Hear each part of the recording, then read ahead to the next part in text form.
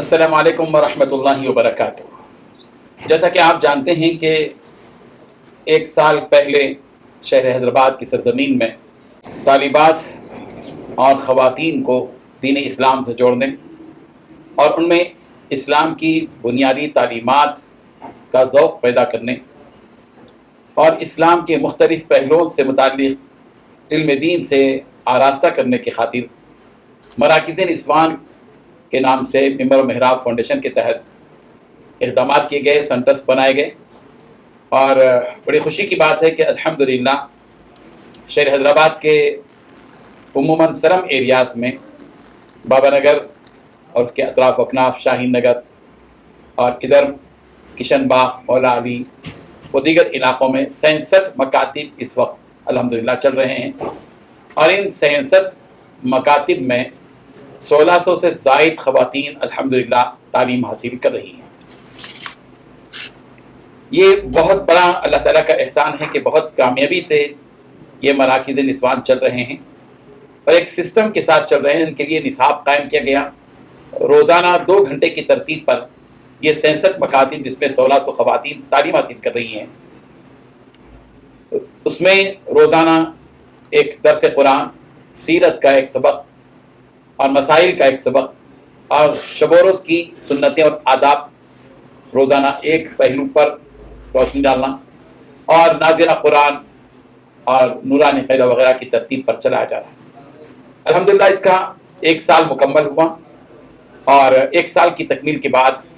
21 مارچ 2022 میں سے اس کے امتحانات ہو رہے ہیں۔ حیدرآباد کے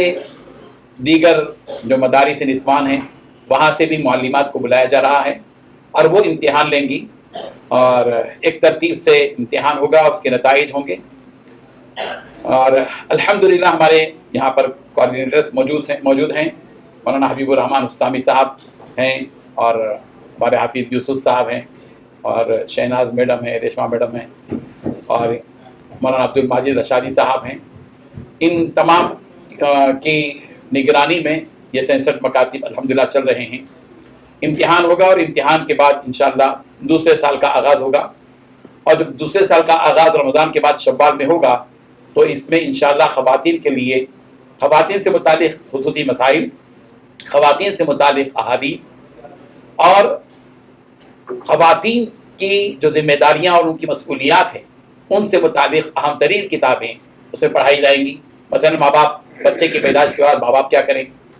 قرآن مجید میں خواتین کے واقعات، اور آپسی تعلقات میں بگاڑ کیوں، میاں بیوی آپس میں کیسے رہیں،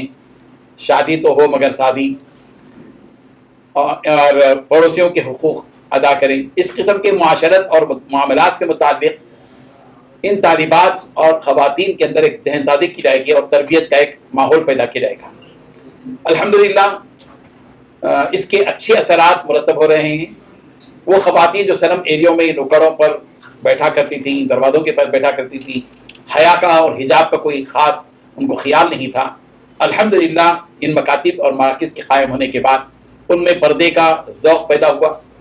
اور پھر اپنے گھریلو تہذیب و تمدن میں بھی کافی فرق محسوس کیا گیا، اور وہ خواتین جن کو نماز کا کوئی خیال نہیں تھا الحمدللہ وہ پابندی کے ساتھ نماز قائم کر رہے ہیں، نماز پڑھ رہے ہیں،